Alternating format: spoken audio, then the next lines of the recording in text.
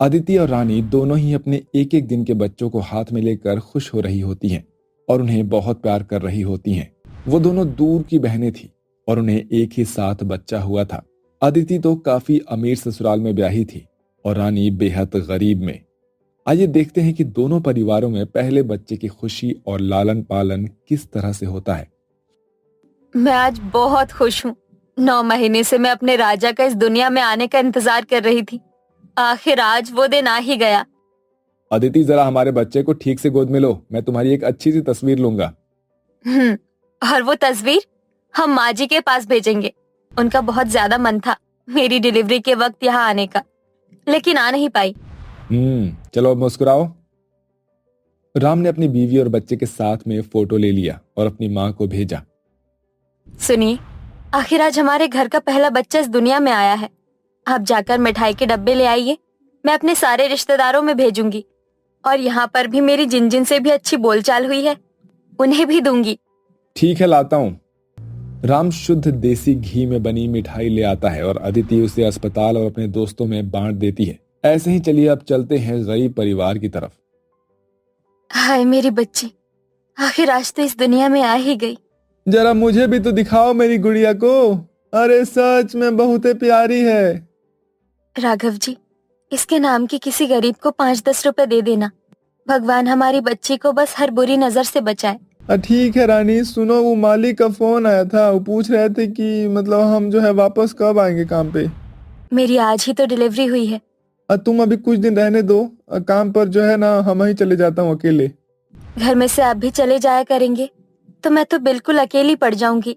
काम करना भी तो जरूरी है ना रानी। मैं समझती हूँ। एक तरफ जहां बस अमीर परिवार में बच्चे के आने की खुशी थी, वहीं दूसरी तरफ गरीब परिवार में खुशी के साथ साथ काम की चिंता भी थी। ऐसे ही कुछ समय बीतता है। दोनों माएं अपने अपने बच्चों को बहुत प्यार करती थी और जितना जिसके बस में था उतनी उनकी केयर भी करती थी। राम जी, लाइए, राज को ले आइए। मैंने अभी से नहलाया था। अब मुझे इसके ऑयल और लोशन से मसाज करनी है। अभी लो। ओहो, ये लेटा मेरा बच्चा। अब बस भी कीजिए, कब तक इसके साथ खेलेंगे। लाइए, मुझे इसकी जॉनसन्स बेबी प्रोडक्ट की किट ला कर दीजिए। कहाँ रखी है? वो वही अलमारी में है। क्या ये वाली? एक मिनट अदिति, तुमने ये किट कब खरीदी थी? ये मैंने नहीं, ये तो माँ ने भेजी थी जब मैं प्रेग्नेंट थी। ये प्रोडक्ट्स तो एक्सपायर हो चुके हैं। क्या? अब ये किट किसी भी काम की नहीं है, इसे फेंक दो। हे भगवान, मैं तो इसे कई बार इस्तेमाल भी कर चुकी हूँ। मेरे बच्चे को कहीं कुछ हुआ तो नहीं? अदिति चिंता में आ जाती है और घबराकर अपने बच्चों को सभी तरफ से देखने लगती है। हाँ, सब कुछ ठीक है। तुम्हें ध्यान रखना चाहिए ना। हाँ? सॉरी। अब तुम यहीं पर इसका ख्याल रखो, मैं दूसरी किट खरीद कर लेके आता हूँ। राम किट लेने चला जाता है और वहीं दूसरी तरफ। सुनिए जी, साबुन देना। साबुन तो नहीं है, ये एक शैम्पू का पाउच है। लाइए, यही दे दीजिए। रानी ने अपनी बच्ची को शैम्पू से ही नहला दिया और फिर काफी देर हो गई। चलिए राघव जी, काम पर चलते हैं। तुम काम पर जाओगी? अभी तो तुम्हारी डिलीवरी हुए बस एक ही हफ्ता हुआ है। तो क्या हुआ, मैं अब बस ठीक हूँ। लेकिन रानी, फिर बुलबुल का ख्याल कौन रखेगा? इसे मैं वही लेकर जाऊंगी। इसे अपने दुपट्टे में बांधकर सीने से लगाए रखूंगी, अपने से अलग नहीं करूंगी। और वैसे भी बिना काम किए घर की गाड़ी चलाना मुश्किल है। ठीक है, लेकिन इसका ख्याल रखना और अपना भी। राघव और रानी अपनी बच्ची को नहलाने के बाद काम करने आ जाते हैं। तेज गर्मी में रानी ने अपनी बच्ची को अपने कमर में बांध लिया था। जैसे रानी लक्ष्मीबाई अपने बच्चे को बांधकर दुश्मनों से लड़ाई लड़ती थी, वैसे ही रानी ने ईंटें उठाने का काम किया। क्या हुआ रानी? कुछ नहीं, वो बस जरा कमजोरी सी लग रही है। आराम आराम से काम करो, ठीक है। एक तरफ गरीब परिवार था जो अपने बच्चे को अपने साथ ही लेकर गर्मी में बोझा ढोने का काम कर रहा था, तो वहीं दूसरी तरफ अब हो गया मेरा बच्चा एकदम साफ सुथरा। अरे राम जी, ये बेबी सिटर कहाँ रह गई? मैंने फोन तो किया था, पता नहीं अभी तक क्यों नहीं आई। आज मीटिंग है और देखो ये बेबी सिटर कितनी देर लगा रही है। हेलो मैम एंड सर, मैं आ गई। अरे आ गई तुम? इतनी देर क्यों कर दी? आज ऑफिस में एक बहुत जरूरी मीटिंग है और तुम इतना टाइम लगा कर आई हो। सॉरी मैम, आज ट्रैफिक बहुत था तो मैं उसी में फंसे हुए लेट हो गई। लेकिन अब आप बेफिक्री से अपने बच्चे की जिम्मेदारी मेरे ऊपर छोड़कर जा सकती है। जरा अच्छे से मेरे राजा का ख्याल रखना।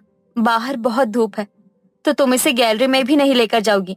दूसरी बात, मेरा बच्चा सिर्फ हाई क्वालिटी काऊ मिल्क ही पीता है तो तुम उसे वही पिलाना। मैंने वो दूध फ्रिज से निकाल दिया है। और हाँ, मेरा बच्चा जरा भी रोना नहीं चाहिए। मैडम, मैं सब कुछ जानती हूँ। आपके बच्चे से पहले मैंने बहुत बच्चे संभाले हैं।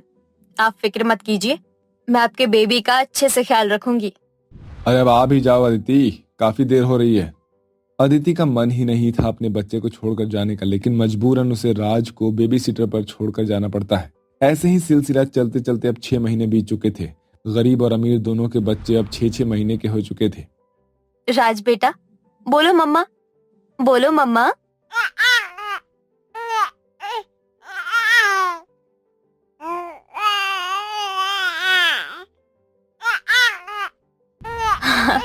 राज जी, सुना आपने? देखिए, राज ने मम्मा कहा। हाँ मैंने सुना। मेरा बच्चा। हमारा बच्चा अब 6 महीने का हो गया है और इसने अपना पहला शब्द बोला है।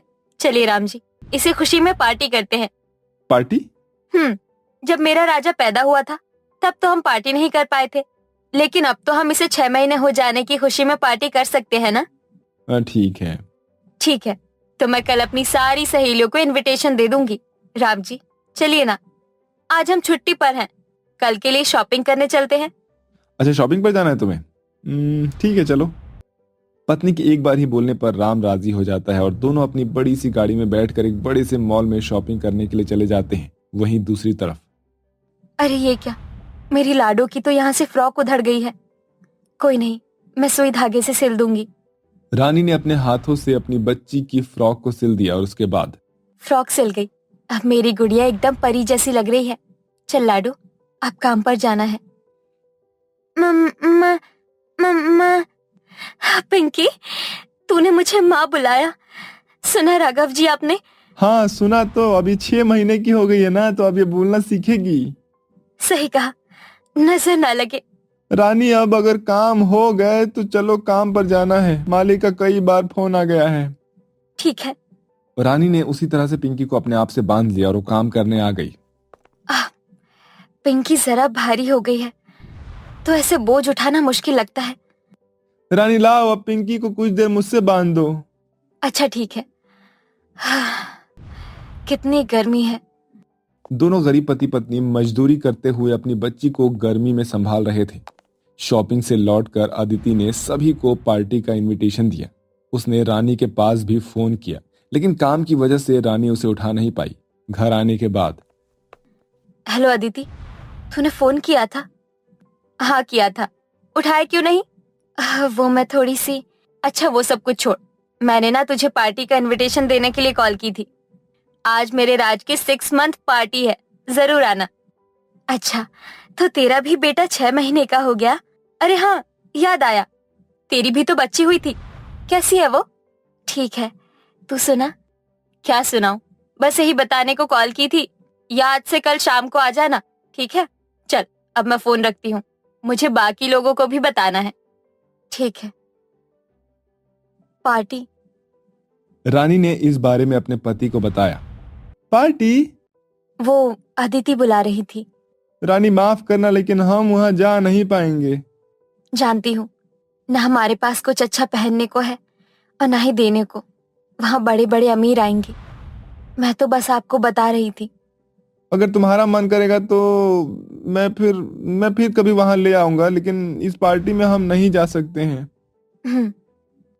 रानी अदिति की दी हुई पार्टी में नहीं आ पाई। वो अपने घर में ही चूल्हे पर बनी रोटियां खा रही थी, तो वहीं दूसरी तरफ अदिति के घर में बहुत बड़ी और महंगी पार्टी हो रही थी। यही अंतर था गरीब और अमीर के पहले बच्चे में। दोनों की जिंदगी में अपनी अपनी चुनौतियां हैं। बस कहीं आराम ज्यादा है तो कहीं मेहनत।